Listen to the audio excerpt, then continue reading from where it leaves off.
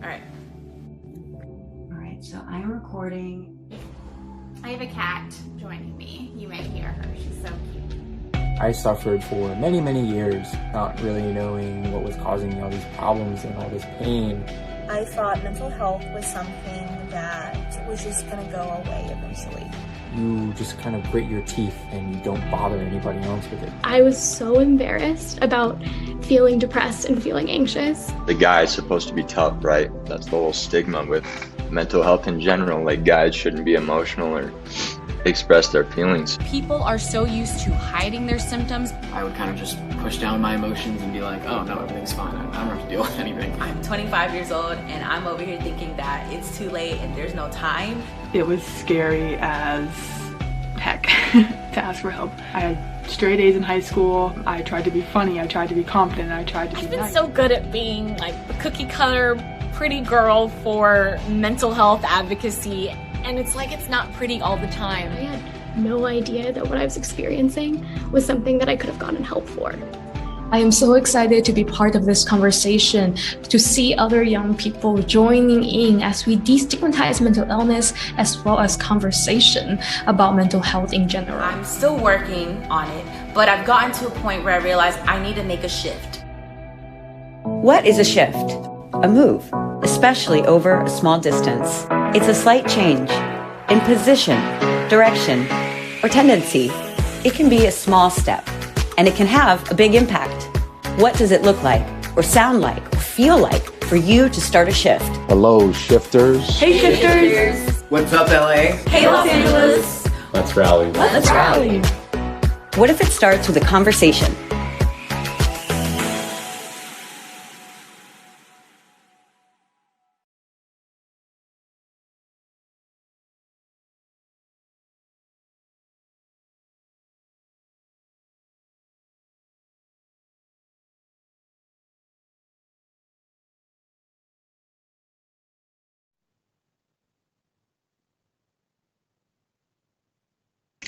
Wow. Hello, LA. What's up, Los Angeles? We're here. It is so wonderful to be here with you wherever you are, from wherever you are tuning in from. I'm right here. I'm Adrienne Finch. Yes, you are. And I'm Devin Werkheiser. We're here. Yes, we are. And we are here to welcome you to the very first of its kind, the Shift Wellness Rally Los Angeles, presented by NAMI Westside LA. And the question is, why are we here on your screens like this? Well, we're here because there's really something to talk about. So let's get to it, right? We've seen the headlines, we've seen the numbers, the breakdowns in mental health, our mental well-being. And specifically how young people are being affected. Yes. And you know that there's no time like now to have a conversation with ourselves and with each other. But before we do, we want to let you guys know that today we are going to be talking about mental health, and some of it can feel pretty serious. We're not mental health experts, but we do want to make sure that you guys have resources on hand throughout this event to take on these types of conversations. Yeah, so we're going to put some of these numbers on the screen right now. If at any point during the rally you experience emotional distress, you can text HELLO to 741-741 to connect with a live crisis text line counselor 24/7, or call the National Suicide Prevention Lifeline, which is 1-800-273-8255. Deaf and hard of hearing can use text telephone at 800-799-4889. Yeah, so take a picture right now, take a screen grab. It's always good to have someone to talk to. And we're about to hear from some incredible, just really awesome and courageous young people, plus also experts and mental health advocates who are sharing from their own experiences. What has it looked like to start the conversation? Yes. What are the conversations that are needed to bring well-being into a space that lately has been a little less than? That's what we're here to do today, to normalize this. You know, how do we start these conversations? What does mental well-being even look like? And speaking of which, throughout the rally, one of the things we invite you to do is share your voice, add it to this conversation right here. We're going to have poll questions coming up throughout this hour, and we want you to answer them. We want your feedback. We want to discuss it and see what our peers are saying as well. So please participate by voting on our website. When you see the little surveys change right below your screen, if you're joining from social, you want to go to the shiftwellnessrally.com/vote to join on your phone. So it's the shiftwellnessrally.com/vote to join on your phone. What kind of questions are we going to be asking, Adrienne? Yeah, great question. And actually, there's one on the screen right now, as you can see. So definitely go over and vote. But we're going to be talking about and answering the kinds of questions that sometimes are easy to avoid, right? About mental health and our well-being, things that sometimes we shy away from, depending on whether you even feel comfortable, asking for support or help when you feel you might need it. So that's actually kind of leads us to our very first question is, have you ever asked for mental health support? Yes or no? Go ahead and vote, you guys, online. We want to hear from you. So far, we're seeing a lot of yes. A lot of yeses. A lot of yes. Which is great. Yeah, we like to see that. A couple of no's, and don't worry, we have so much in store for you today, so many resources. I know for me personally, I consider myself very lucky. I come from 2 psychologist parents, which, as you can imagine, was incredible to have that type of support where I could tackle the issues I face, my anxiety, my ADHD, cyberbullying. I had kind of that support system right there built in. And, as I got older, I realized not everyone has that, and not everyone feels comfortable being able to talk about those kinds of things. So I do feel very lucky. I have asked for mental health support. What about you, Devin?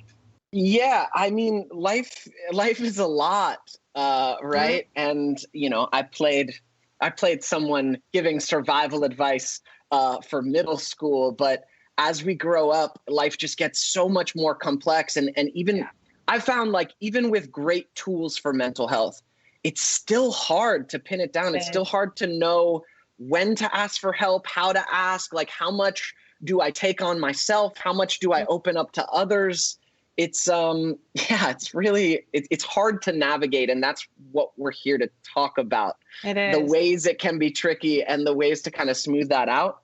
So having the ability to ask for what you need and then having the ability to get it are kind of the 2 things that are sometimes disjointed.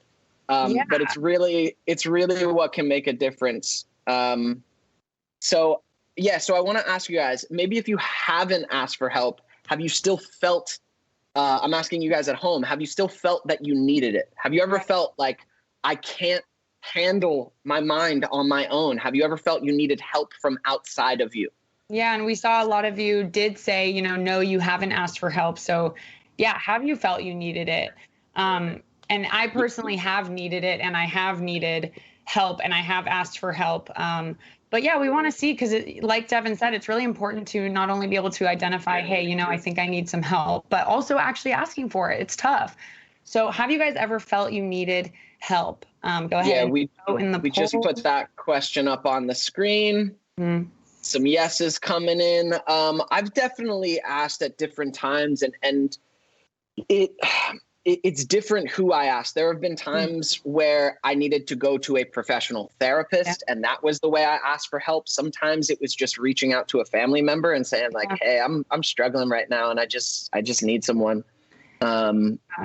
I know, me too. That's a good point. It depends for me as well, kind of who, because I think I'm kind of an open book. Everyone sort of knows about my issues and things I'm struggling. I talk a lot, but at the same time, I think sometimes I haven't been able to identify the differences, when I really actually need like more specialized help or a different kind of help.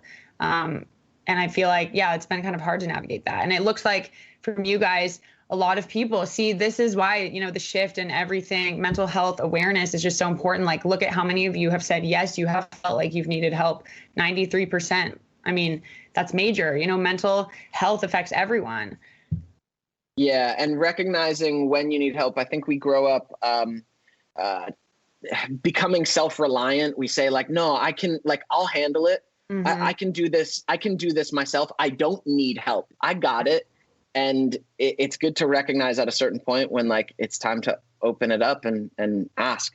Definitely. So So thank you for answering in our polls. Remember, these are going to be coming up throughout the rally today. Go to the shiftwellnessrally.com/vote to join and be able to add your answers to this conversation. This is an ongoing conversation we're having with you.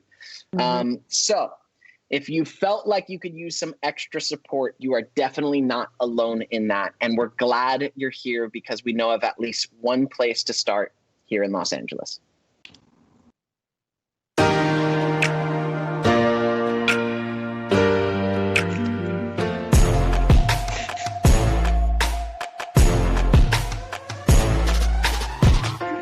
Hey shifters, I'm super excited to be here and I really can't wait to hear your point of view. Let's start the conversation, Los Angeles. Hi everyone, I'm Erin Ryan, Executive Director of NAMI Westside Los Angeles. We're thrilled to welcome you here today to the Shift Wellness Rally LA, presented by NAMI Westside LA, NAMI California, and the Mental Health Services Oversight and Accountability Commission. NAMI Westside LA offers free education programs along with support, guidance, and hope for the growing number of Angelinos living with mental health conditions. The average delay between the onset of symptoms and intervention is 8 to 10 years. Now, can you imagine if you have the symptoms of a broken arm, would you wait 8 to 10 years to receive help? Hey everyone, my name is Brooke Johnson. I'm Juan Acosta. My name is Britt Turpak. I'm a mental health advocate, motivational speaker, and representative of NAMI Westside Los Angeles. I am a mental health and LGBTQ+ advocate and a New York Times bestselling author for a book co-authored with Lady Gaga. I also currently serve as one of the regional managers for the CalHope Warm Line. I became a mental health advocate because I've been dealing with mental health since I was 13. As I was getting older, no one really had the resources or the know-how to truly give me any coping mechanisms for what I was dealing with. So I truly struggled for most of my teenage life and mostly through college. When I was in high school and even transitioning into college, I had feelings associated with anxiety and depression, racing thoughts to the point that they would debilitate me from going about my day or completing adult responsibilities or schoolwork, feelings of hopelessness associated with depression. But I didn't have the education or awareness to know what a mental health condition would look like. I didn't know where to go or who to go to, and I didn't want to share what I was feeling with my parents because I didn't want to be another stressor. The truth is that we're all susceptible. We're all under a lot of stress right now. Jesse Zookman here, mental health patient, advocate, suicide survivor, and now I am training to be a mental health care professional myself. We were already in the middle of a mental health epidemic, a mental illness epidemic, and now we have COVID on top of an epidemic. We've got double epidemics, and then we have the stigma that tells us, don't talk about mental illness. We can't not talk about it anymore. This is a social justice issue.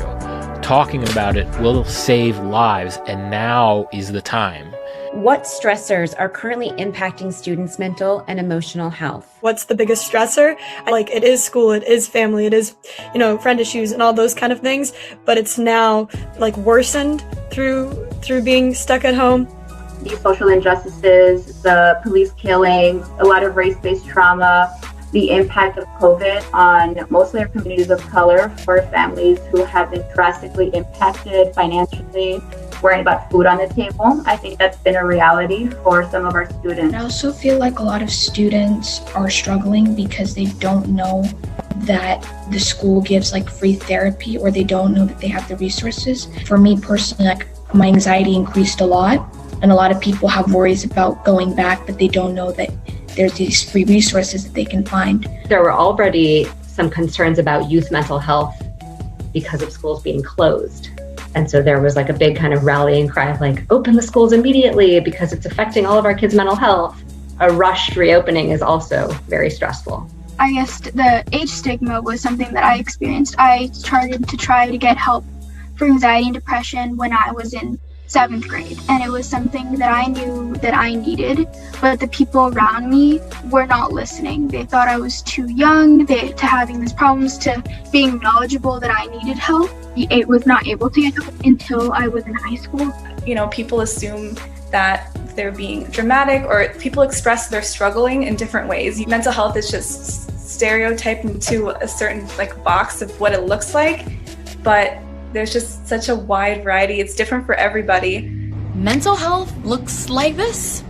I look completely fine, but you have no idea that I might or might not have had a panic attack this morning. To constantly be putting on a mask every day and not staying true to what you're feeling or what's going on with your body, it's an issue that people feel like they're scared to even show that side of themselves.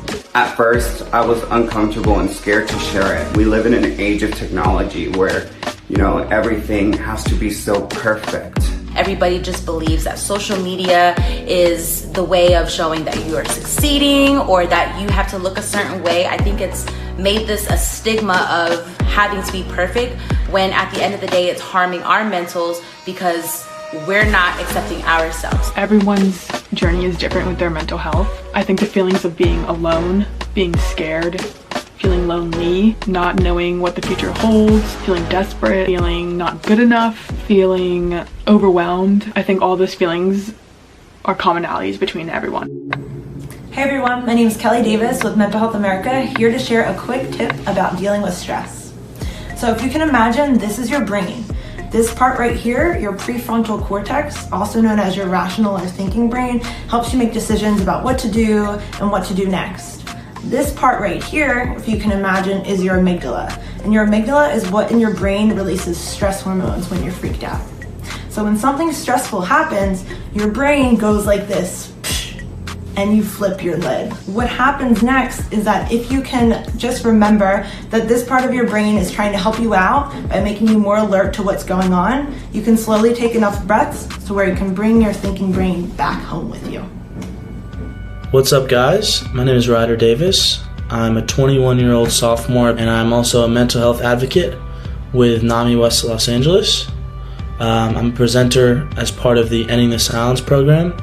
And my name is Tim Davis. I am the father of the young man that I am speaking to this morning, and the program director for NAMI Westside Los Angeles. I got an opportunity going into middle and high schools and talking about my lived experience. I realized that I could help even a little bit with ending that stigma, ending the silence around mental health conditions. We want to help young people in our community learn how to have conversations around mental health so they can support themselves and their friends and their family members if and when mental health conditions surface in their lives. What inspired me to become a mental health advocate was my own diagnosis of bipolar disorder. When I was diagnosed, I felt stigma from all around me and also from within myself, and I didn't like that. Every time you tell a classroom of students that you live with bipolar disorder and you talk about all the things you do to manage and to live well with it, you're a hero to me, but you're a hero to these kids, and you are making it easier for people to talk about having bipolar disorder without feeling stigma. Every time I present, it really helps me come to terms with my story, and it's also helped me become a much better speaker. So it's been an amazing process, particularly before coronavirus. My dad and I would go out to these schools together, and it was a really great bonding experience. Being the father of someone with bipolar disorder and tracking that part of my mental health journey of when I had awareness that my son had bipolar disorder and what that meant, and what has become worth it to me is really connecting with you so that you know you're not alone in this journey. NAMI has totally strengthened our relationship, I think. As your father, I've seen kind of times in your journey in the last 3 years where you hit a little bit of a wall, maybe get a little stuck. And that happens to all of us. It does happen, not just people with mental health conditions, but also everyone. But I feel like those, at least in my own experience, those with mental health conditions, when you get stuck, it can be a little harder to get out of that situation.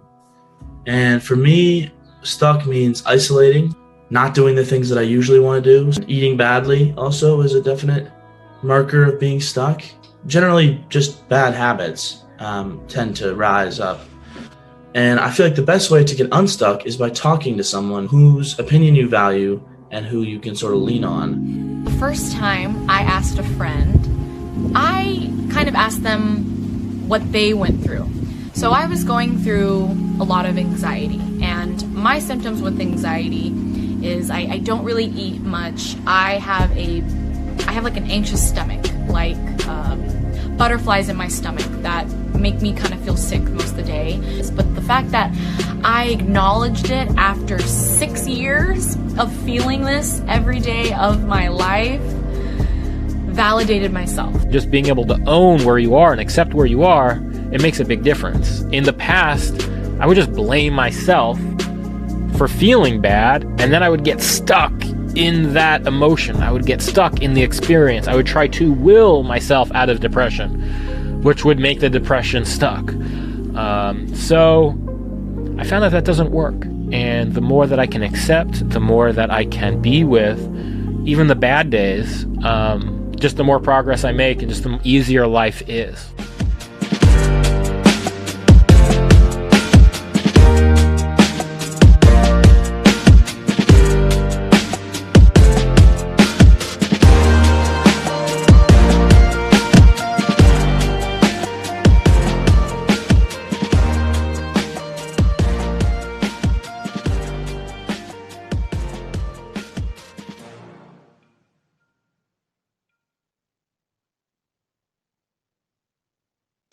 Wow.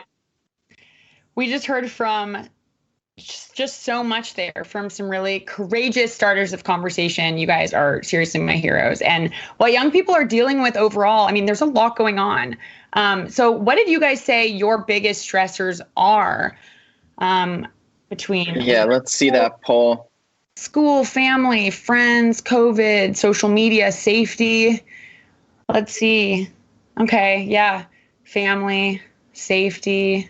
Friends, family, safety, and COVID. That's the state of our year, right? Yeah, I can relate. I think that definitely added a big stressor this past year. Yeah, I mean, it's like there's so much normally that can be a stressor for your mental health previous to a year of a pandemic that changed everything for us. Yeah. So it makes sense that these are the answers. We see school, family, friends, social media, COVID, social media. Yeah, I definitely think social media, I feel that sometimes, the pressure of, you know, what we say there, or should we say things there, or am I weird if I do say things there, or how can I, you know, talk about what I'm going through? I see social media being a big stressor for me. Yeah, well, and how often am I on it, and what am I seeing on it, and is everyone living these lives that I'm seeing on there, and is my life less than that? Like all of this is what we're dealing with. And I think what's beautiful about what we just saw shared was we all need this reminder that we're not alone in feeling overwhelmed. We're not alone in feeling stressed by this. We're not alone in being triggered by this. This is something we're facing as a generation, as a nation, as a people. Like, this is all of us. So when you get stuck in an emotion or a space, one of the questions we asked was, do you feel comfortable asking for help? And let's see the answers to that poll. Yeah, this one is definitely a tricky one. I think, you know, as we're seeing now, at least majority is saying no, they don't feel comfortable. Some people saying yes. And I think, I mean, that's majorly telling. Yeah, that's so telling. Of just we need to be able to feel comfortable to ask for help. And that's what we're here to help you guys do as well. And go ahead. I just want to say, like, it's also okay if it's uncomfortable. Like, yes, it's not 100% comfortable feeling this way. It's not 100% comfortable reaching out to someone else and being vulnerable and saying, like, I need help. Like, I'm not figuring this out on my own, and I'm not doing well. It makes sense that it's a little uncomfortable, but you want to make sure you're able to when you need to. Exactly. If you're not comfortable, the question is then where do we even start, right? And how do we talk about it? Because that's kind of that next step. Exactly. So let's start at the start. How do we express ourselves enough to find out what we might need? It starts with language.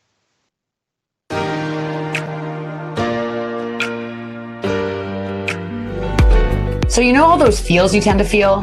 Well, being able to put words, actual vivid language to it, can be a big part of reducing the negative impact on our mental state. For example, if you're feeling sad, it actually helps us manage this emotion when we can be specific about the kind of sadness that we're feeling. Disappointment, grief, empty, isolated, powerless. Coming up with words for our emotions isn't always easy, especially when we're feeling out of it to begin with. This online tool can help us find words we didn't even know we were looking for. All the Feels is an awesome free app that helps you identify and track your emotions. It helps you name your feelings with expressive words that you can relate to, creating a catalog of your emotional vocabulary. You can use it as a tool to really see where you're at, and you can share your weekly or monthly graphs with your therapist. I mean, who has time to remember how you were feeling last Tuesday? All the Feels is a really simple way to put the right words to what we're feeling so that we can better manage how we're feeling.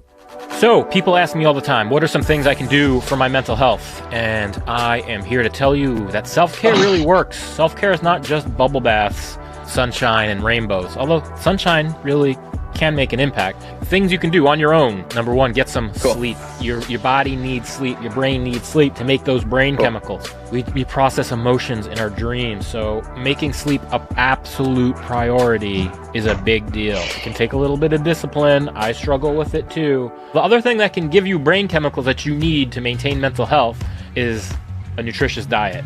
Your body needs the basic building blocks to make the dopamine, to make all of the things that make you feel good, that make you feel in general. Less things that come in bags, less things that come in boxes. You just do your best. If you can cook, cooking can be a great thing. If you can get some help cooking, get some help cooking. It all makes a difference. It all adds up. Being social. Being social is so important to our emotional and mental health. Our evolution is not like a solo creature. We have always existed in tribes. We have always existed in groups. And when human beings aren't in a group, that sends a signal to our whole nervous system that we're in danger.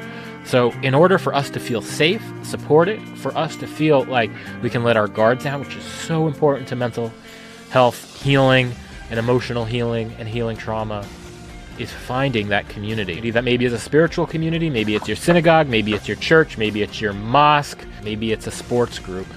But having that camaraderie, having that support, it's so crucial to maintaining your mental health. Hey, my name is Nico Craig. I'm a DJ and producer. I am a transgender man. I have much experience in the music industry, and navigating through that as a black, queer, trans man can be something very challenging. It can just require a lot of energy. Some of the things I do to maintain my mental health as a creative, as a musician, and just as a human and as Nico. I read, whether it be books about DJing, about trans resources and trans advocacy. I cry. That is another thing I do. Projecting, releasing that is very healthy. I drink lots of water. I try to drink water. Every time I am experiencing something, it's a good way to listen to and respond to your nervous system.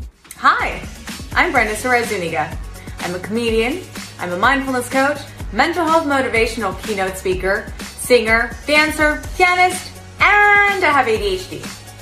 The works. So one of my favorite positive coping techniques that I love to share with others, and I do this every single day, it's called self-compassion hug. I love giving myself a nice snug hug. I like to put my hands up here on my shoulders. They may look silly, they may look weird. You're probably like, what is she doing?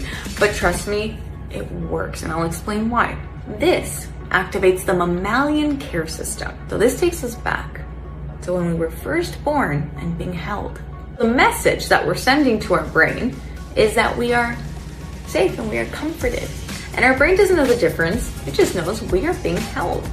When we hug ourselves, we're telling ourselves, hey, we are allowing ourselves in our personal space. You are calm, you are safe, and this is a wonderful stress reducing, positive technique that's easy. It's a great way to ground yourself, a great way to be there for yourself, a great way to soothe. It's wonderful, and it's easy. Now you know how to do it. Good job. When our emotions spin out of control, our minds and bodies can feel like they're not our own. We might know we need help, but For what exactly? Mental Health America has developed a screening tool that can help you figure out what you're dealing with. So when your trusted adult or your doctor or your therapist asks what's wrong, you don't have to say, I don't know. Understanding what's going on with your mental health is the first step in getting the support you need ASAP.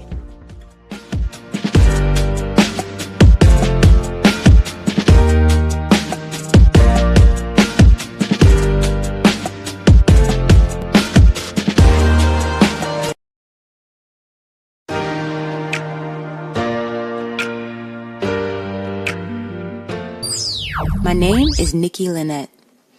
At this point in your life, I'm sure you've heard people say it's okay to not be okay. And that's true. When I was suicidal, hearing that statement helped me realize that I didn't need to beat myself up for feeling bad. But the thing people don't tell you is there is a life after not okay. You know that, right? Like you really can have a life where you have your mental health issues under control.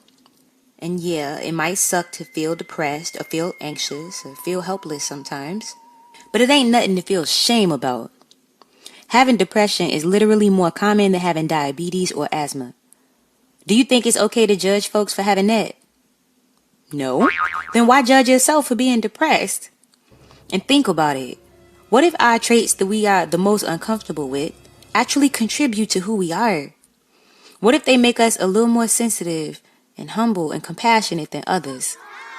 I tell people all the time, you don't get to separate out the parts of me you don't like. You take all of me or you get none of me. Accepting myself is what helped me get my control of my life back after being diagnosed with complex post-traumatic stress disorder. If you ever feel like you need a little help, go get it. Don't feel shame. Ain't nothing wrong with having mental health needs. Mental health is just as important as physical health. So get help if you need it. I promise it's okay. Everybody want to be cute and look great on the outside. But y'all, you deserve to be great on the inside too.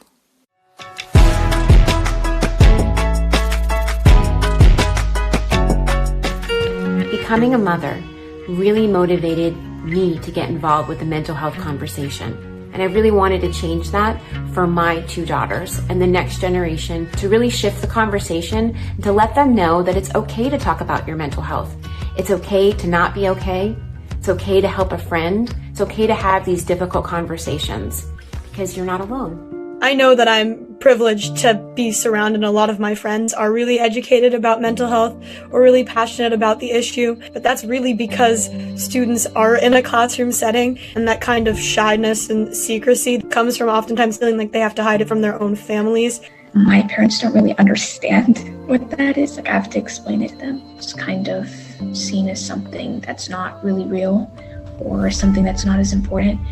But personally for me, ever since I've learned to prioritize my mental health, and ever since I've advocated for that, I've seen that I'm a lot more happier, and I'm still I'm the happiest I've been right now. One of those big barriers is definitely finding a way to reach families across cultural differences and language differences. I believe that the system has oftentimes operated on a one-size-fits-all. I believe we need people who represent us, who look like us, and who might have some of that shared lived experience to be a part and inform the system. I became unstuck when I realized that we all have needs. Mental health is universal, and we all deserve to experience wellness. So how can we put a lot less blame on vulnerable communities, and how can we put more accountability on the systems around us to better listen to our needs, work with us to meet our needs, and support us? I wanted to get involved in mental health because when I was 13 years old, I was diagnosed with bipolar disorder. And after surviving a series of suicide attempts, I turned to writing. When I was writing letters as my way of healing, I realized that I was being so kind and empathetic to people I'd never even met. And so I wanted to see if what helped me could help others as well. Our world's first Youth for Youth mental health guidebook, which we published in November of 2019, written entirely by 14 to 21-year-olds, has input from people of over 50 countries and is reviewed by medical and industry professionals. What I'm so proud of is that it really emphasizes a deep dive into the intersectional parts of mental health as well, how our different backgrounds and identities can shape us as we move forward in our various healing journeys. Looking to connect to a community after the rally? Feeling connected is so important to our emotional well-being. And even if you're not venturing out as much, there are some really awesome online communities to lean into, like #HalfTheStory, a community encouraging healthy, whole story sharing to break the standard social media narrative of all perfect all the time that so poorly impacts mental health. The #WeWereHere project is recording and preserving the teen perspectives on the current state of the world, including how COVID-19 has affected you. And #SameHereGlobal, because everyone has mental health, everywhere. Here you can share stories, find tools and resources, and locate experts to connect with from around the world. Look for your community. No matter where you are, no matter what you're going through, you don't have to go through it alone. I know that having a good support structure and definitely a very, very well-trusted adult is extremely important. It was extremely important for me. I grew up in a family where mental health advocacy was strong. I could talk to my parents about it. I could talk to my siblings. I could talk to cousins. I could talk to uncles, aunts. I think a trusted adult is someone that you can trust, but I think that it's very interesting to be able to talk to them at ease and to not feel like you have pressure on you or like you have to say something to please them. It's having that safe person, that safe space, that safe haven almost. So that might be someone at your school, that might be your counselor, that might be your best friend who then asks their parents to help you. I've had to truly work on my support team, and that also doesn't stay the same because someone who was supportive a year ago maybe not be supportive of me now. I've never ever doubted that I can trust my parents and also my grandpa, my grandfather. He definitely deserves a shout out and a call from me. It's really about listening a lot of the time and how that is an action. Sometimes people think listening is not an action. But it is. I think friends make a huge difference. When you find the right friends, it can really be a life changer. The two people who really made a huge difference in my life went to my counselor to say, Ryder needs help, he's struggling, and maybe even saved my life. So thank you to them. They'll never see this, but thank you to them. One of the topics that we talk about in our Ending the Silence presentations is suicide. And I talk about it personally in my story. And typically this is the first time that a lot of students have heard suicide talked about so candidly, and the first time that they've really been able to see the warning signs of suicide and what they can do if they see it in a friend or what they can do if they're experiencing it themselves. I know for me, when I was experiencing suicidal thoughts as a symptom of my depression, I felt so alone, and I felt like that I was this burden and that no one would understand. And one of my close friends asked the question of if I was considering suicide. And that's the question that we actually tell the students that you need to ask. That is a really important question, and it can be a really scary question. And she helped me reach out to the counseling center at my school. So she was able to help get me to a resource that at the time I really wasn't feeling up to finding and getting myself. We have a lot of families, who maybe wouldn't want their child to be in therapy. The number one question that was asked in that was, can I do this without my parents' permission? Is there a way for me to get this help without bringing it to my parents? Am I able to do it? For us in the hospital, unfortunately, by the time the patient gets into the hospital, they're already at their worst. Even at that, family members are still in denial of, that this is happening to their family.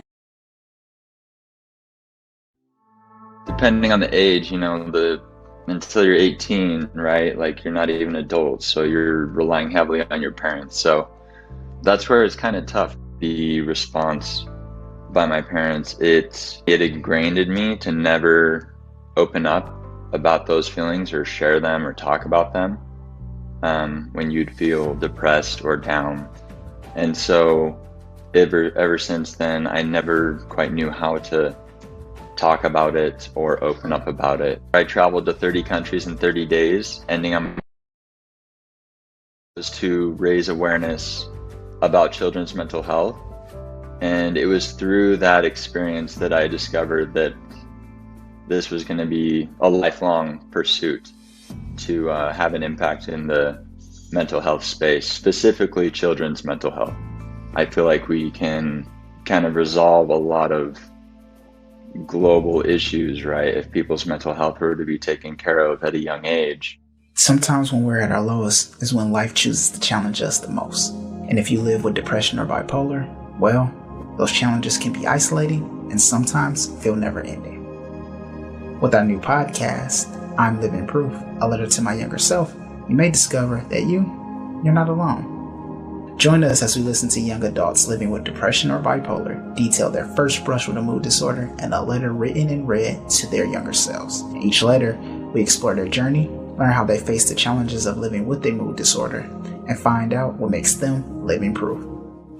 I had a very, very difficult time telling my parents that I'm gay, but I started going to therapy and my therapist told me to write them a letter. She told me to tell them all the things that I was too afraid to tell them in person.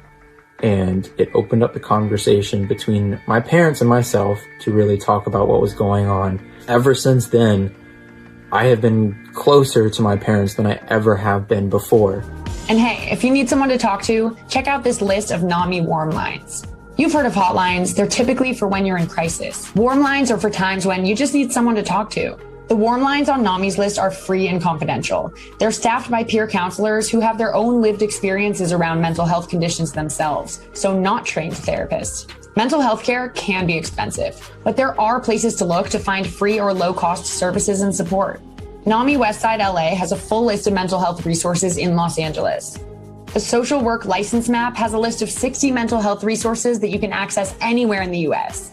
And add this to your list. You can call 211 no matter where you are. 211 is a 24/7 free and confidential service supported by the United Way that helps match people with resources like food, shelter, and mental health services. Look for more resources on our website, www.shifttheshow.com.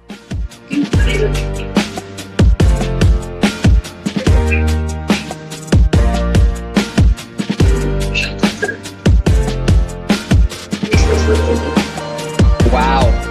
Those are some powerful conversations and a continuing conversation we're having with each other. Remember to go to the shiftwellnessrally.com/vote to answer these polls and this conversation we're opening up. What gets in the way is different for everyone. We asked the question, what stops you from asking for help? Finances coming in as the biggest reason. And I get that. That has been a barrier for me seeking therapy before or stopping therapy because of the financial burden it places on me when I didn't have any money. So I understand that. I'm also seeing some trust in the system. And I think that's definitely what I hear the most from my peers and my friends. Fortunately, since my parents are psychologists and I know the work that they do, I feel like I trust the system. But I understand that, you know, even if you do have insurance and you do go start looking for a therapist, it can be hard. It's you know, it's like dating. You have to find the right match. And, you know, there are so many resources out there. But I understand people thinking that, you know, this will never work for me. Maybe they go to one person and they're like, this isn't working. And then another thing that does come up, as we've talked about before, is, you know, if you are asking for help, are you able to get the help that you need? So you guys, when we ask, have you gotten help when you've asked for it? 100% of us answer. Oh, there we go. Okay, now it's shifted. It's 100% answering at times, which was my answer, is like, sometimes I've gotten the help I've needed, but I don't know if you've had the experience, Adrian, I have, of going to a therapist or asking a friend or family member for some support with something and it not really doing what I needed it to do, it not landing. Yeah, no, absolutely. And I think when you're in that point too, where you are struggling, that's the last thing you want, right? To be like, oh, like I actually put myself out there. I actually asked for help and now I feel like this isn't working. And It shows with the answers with that. Yeah, sometimes. And hey, sometimes is better than never. But we want to get to the always. Always, yeah. And going back to that's a lot of the resources we're sharing, and that's what NAMI is doing. Is we have to realize there are resources that if finances are getting in the way, there are places you can go to get help. And whatever's in the way, there are places, there are resources for mental health support, and that's what. And I can only hope there will just be more and more and more coming, in the future too. Exactly. Hopefully, we're starting this shift right now. And speaking of kind of those tools and resources, which tools are you guys using to manage? You answered that question. We got a lot of trusted adult and friends. That's awesome to hear. Self-tips, peer groups. What are your major self-care tools for your mental health, Adrienne? Yeah, I think for me, especially this last year, what it really showed me is that I need to slow down. I think when I was forced to slow down and pause and just kind of be in the moment and not thinking so hard about the future and kind of letting myself relax and not be overwhelmed with work all the time, that's when I felt the most at peace. So it's almost, the silver lining with COVID and quarantine was realizing that my method of self-care, I think, is, having some time to myself where I just slow down and just, whether that means relaxing and watching movies one night and, doing my work tomorrow, or whatever that is, I think for me, that's the best. Yeah. Taking that time with yourself. One of the biggest things I've learned in the last few years about foundational support for my mental health has been exercise. I see right now we have 18% answering exercise. That's a great It's crazy how much our physical health is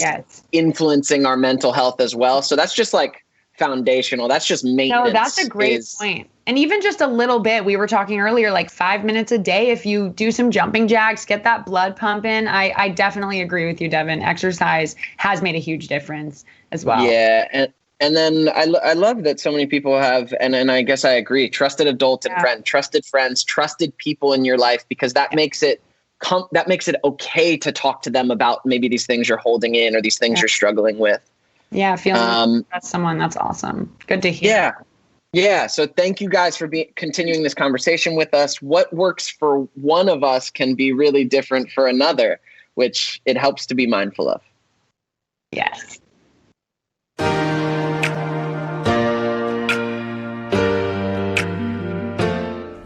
I like to go on walks, anything, meditation, yoga, tai chi, as well as reading. I love to write, so I love to journal. Journaling allows for me to just be in the present.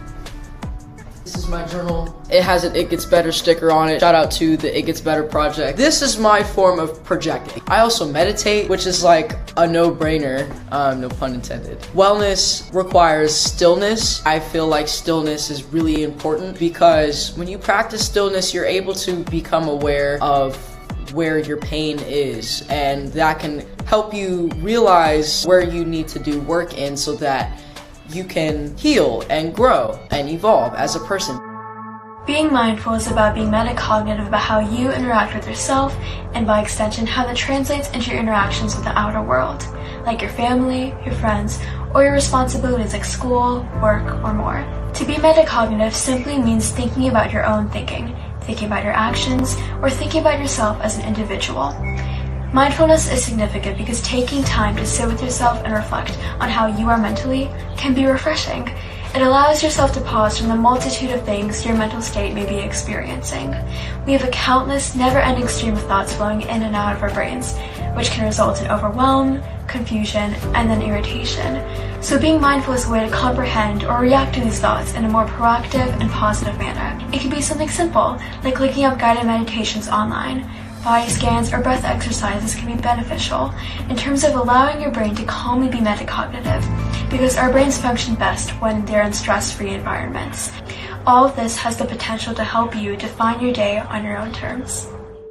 Hello, shifters. My name is Dr. Broderick Sawyer. I'm a clinical psychologist, educator, consultant, as well as a meditation teacher. And I'm going to teach you a very brief mindfulness meditation exercise. And I'm going to teach this to you because mindfulness meditation saved my life. I struggled with mental illness, and mindfulness meditation really helped me in just learning how to feel safe, how to feel present, and how to not worry so much and let my thoughts carry me into darker places. So all we're going to do is find a comfortable position, close our eyes, and begin to take very deep in breaths. So breathe with me.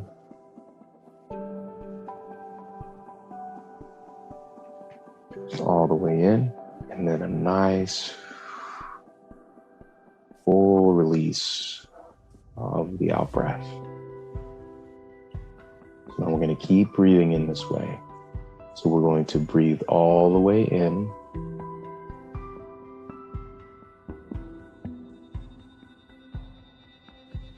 And then breathe all the way out. It's almost like you are inflating your lungs all the way. And then you're deflating your lungs.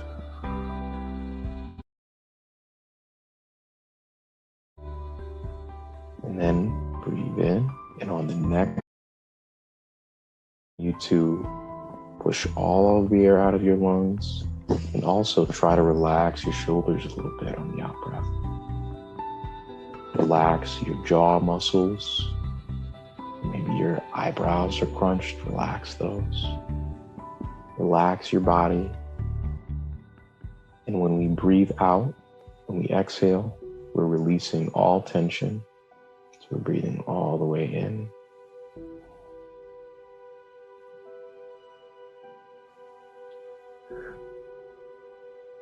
All the way. And that's all we need to do to really practice what it feels like to feel safe. And one little bonus for you. Now what I want you to do is let your breath resume at its natural rhythm. So no more deep breaths. But what I want you to do is allow your thoughts to run without saying anything back to them. So just allow your thoughts. Just move wherever it is you want them to move. Whatever it is they're going, just allow them to move.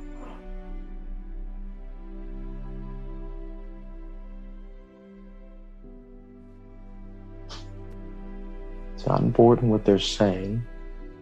What's important is that you are aware. It's almost like your thoughts are clouds in the sky. And your awareness is the sky. The clouds can do whatever they want. They can shift, they can move. And some can be dark, some can be light, but the sky always remains. Just in our last few moments here, I want you to let your thoughts run. Just allow them to run. I want you to see that you don't have to chase your thoughts if you don't want to. Just like sounds come up and they appear, and then they disappear. And we allow our thoughts to run, appear, and they disappear. Let's take one more nice full in breath. And breathe all the way out. And open the eyes. Come back to your surroundings. Any mental illness sufferers, you got this. Stay present. Focus on the day-to-day. I appreciate you all. Signing off. Did you know there are a lot of apps that help with mental and emotional well-being? Of course you do, because there's an app for everything. Just look at all these well-being apps. Apps that match you with a therapist or a coach for low or reduced cost. apps that specialize in connecting people with culturally relevant counselors, apps that have guided meditations, stories, music. Try adding an app or two to your well-being toolbox. Mental health matters to me because I have friends and family members who have struggled.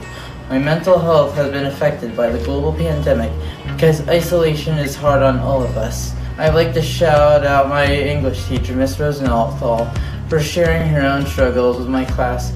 It was brave of her and I appreciate it very much. In 2016, UCLA asked me what would I do if I got to start my own school. So I became a founding faculty member of Deaf and Academy at UCLA. And I always joke with people that like you don't get to become a mental health advocate because you had like this perfect life and then you wanted to tell people about it. I do have my own personal journey with mental health. I was diagnosed with bipolar disorder when I was 16. When I was 17 and a senior in high school, I was hospitalized for attempting to take my own life.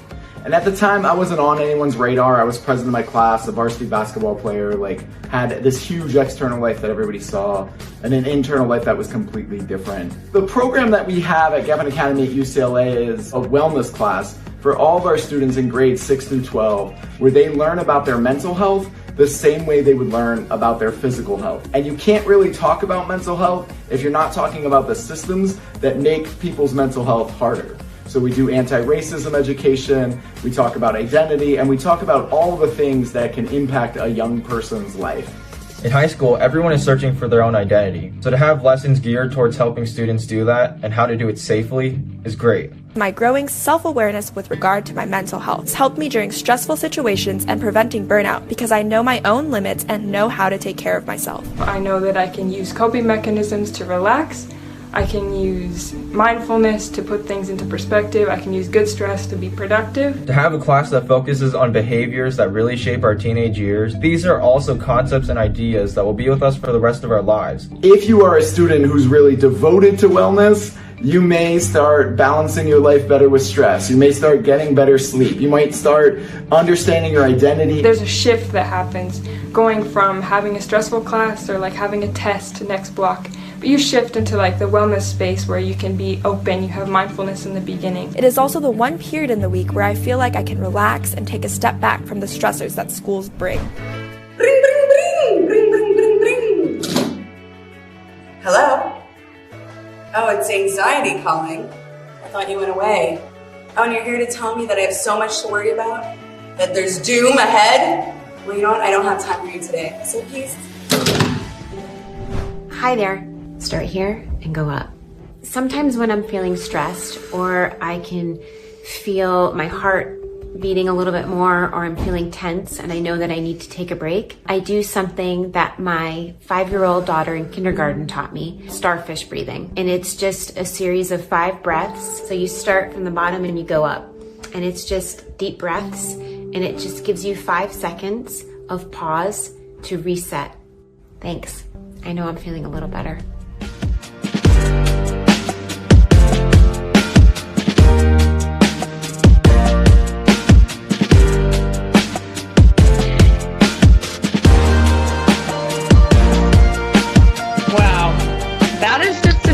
The starfish. I also love the name of it.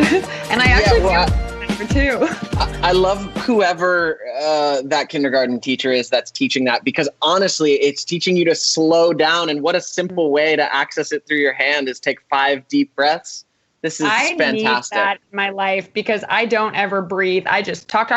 My speech therapist says I need to slow down. So I will be using this. So remember the starfish. Slow it down, Adrian. Slow it down. Yeah, this is a great reminder. I'm going to use that in my life for sure. And that was really cool, seeing how many different ways there are to get started on this wherever you are in your journey. And that's really just the beginning, because the tools and the ways to self-care are not limited. And you guys know because you told us. Mm-hmm.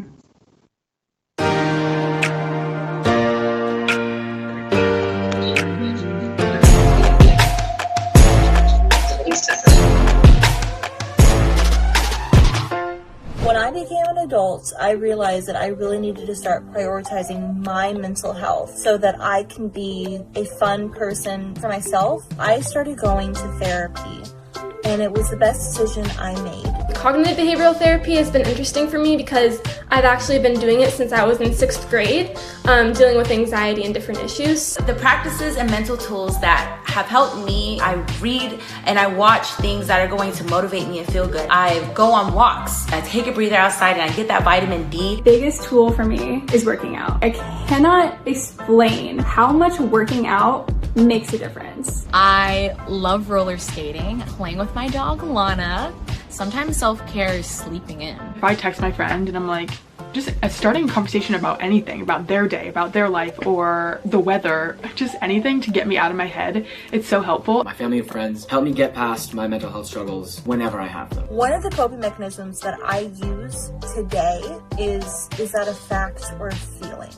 When I go on social media, I, first of all, filter out the bad. The things that you see and it makes you feel ill, you don't need to be following it. Balance is a huge thing. To balance out work and giving back to yourself, giving the time you need to meditate or go on a walk. Sometimes the way to wellness is through art, whether it's music, a drumming night, art therapy night. Music is a really, really huge part of my life. Anything involving music helps me feel grounded. Singing, dancing, playing my piano, performing comedy. I love to use the arts as a way to engage people in conversations about mental health and making this wellness space a lot more fun and creative than what we were offered when I was growing up. You know, whatever it is that kind of fuels your soul, different kinds of ways into getting more in touch with ourselves and our true spirits. I think that's maybe the future of advocacy, broadening our perspective on what help looks like, or what health looks like, or what wellness looks like.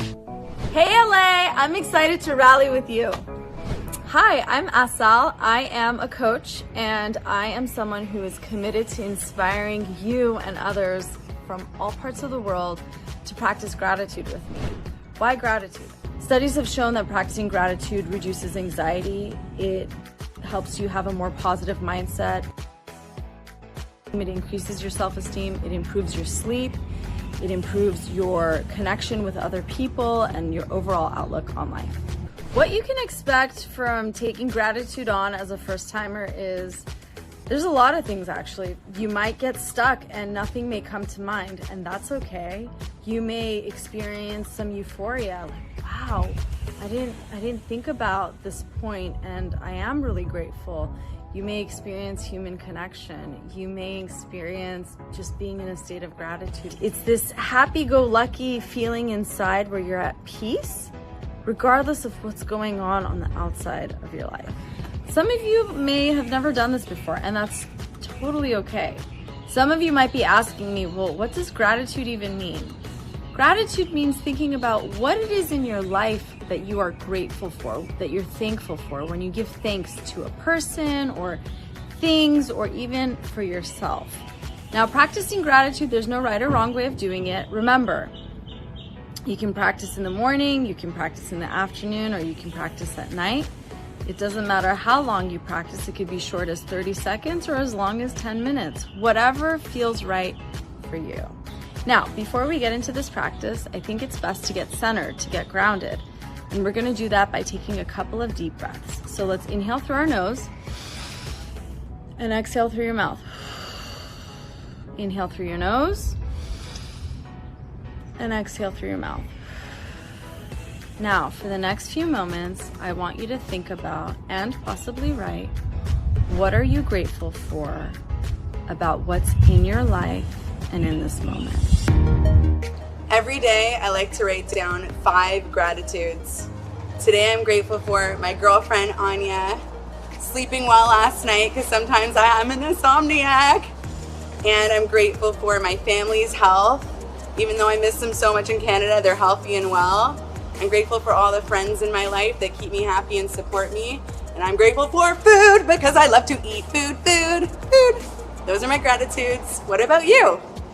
Hello, my name is Ifacho Okeke. I'm a pianist, singer, and certified laughter yoga leader and teacher. I have never tried laughter yoga. Oh my gosh, is that even a thing? Laughter yoga is a unique concept where anyone can laugh for a prolonged period of time without comedy, humor, or jokes. The body cannot differentiate between real or fake laughter. Whether I go ha ha ha ha ha, or if I really laugh like ha ha ha ha ha, the body still gets all the wonderful health benefits. It lowers the blood pressure, decreases the stress hormone, cortisol, increases your endorphins. You elevate your mood and bring more joy to yourself. I have to try laughter yoga. I feel like I'm pretty funny, so if I can make myself laugh during yoga, then... The laughter must be long and prolonged for a good 10-15 minutes, and a good belly laugh from the diaphragm. Ha, ha, ha, ha, ha, ha, ha. Number one, clapping and chanting. The way we clap is finger to finger, which gives you good acupressure points, energizes you. We're gonna chant like this. 1, 2, 1, 2, 3. 1, 2, 1, 2, 3. And we're gonna add ho, ho, ha, ha, ha. Ho, ho, ha, ha, ha. Ho, ho, ha, ha, ha. Yay! Now, number two is breathing and stretching. So, breathe in, breathe out, breathe in, and breathe out. Let's get a nice stretch. Stretch arm over. And the other side. 3 is meditation. We like to do meditation towards the end, just to focus you in. We start with a little laugh and becomes bigger. We crack the code for laughter. How do we get more laughter in our lives? Laughter yoga, that's the key. The message that I have for all you youth out there that are dealing with mental health conditions or want to start the conversation, see the person, not the condition. Look inward first and ask yourself, what are you needing right now? What does wellness mean to you, and what do you need to reach that image of wellness that you have in your life? Give yourself grace. What you're going through is real and it is extremely serious. If you're just starting out on your mental health journey, the one thing I will tell you is to have compassion for yourself. Progress is not a straight line. It's not going to be the easiest thing, but it's going to be the most rewarding. Starting the conversation around mental health is not easy, but what I realized was that it creates a ripple effect, and it makes those around you want to talk about their mental health. I think the first step is acknowledging that you need help, reaching out to your friends and family, talking to the people you love, and finding ways to really deal with that internally. I just think it's so important that people start having that conversation with themselves, hopefully before they hit rock bottom. Don't wait. Don't wait until your depression, your anxiety, your inability to focus becomes so overwhelming. That could be the difference between life and death. Going to the hospital may not be rock bottom. It could just be a check-in or a stepping stone towards your road to recovery. It's worth talking about. Starting the conversation is incredibly important. It can be hard, but it's a conversation that needs to be had. Sometimes it's jarring to go back into other parts of my life where mental health isn't talked about as much. And I hope that in those rooms, someone out there feels less alone by hearing someone talk openly about it. You will feel better. Just give yourself time and love yourself.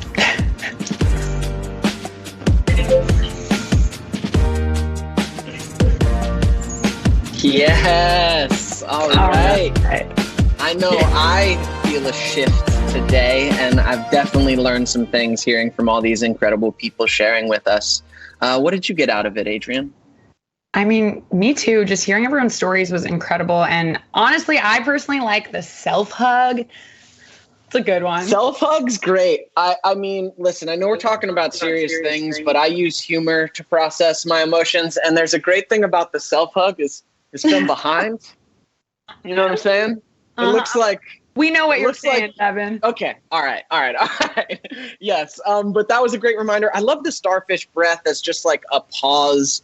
And I definitely appreciated some of the reminders about just being a caring person to yourself, just being more gentle with yourself. Yeah, that's so important. And it's evident that teens and young adults want mental health, mental well-being. And there are those advocating for it. There are those being advocated for. And we all want to break, past these challenges that we see on multiple levels. So it was really awesome. Yeah.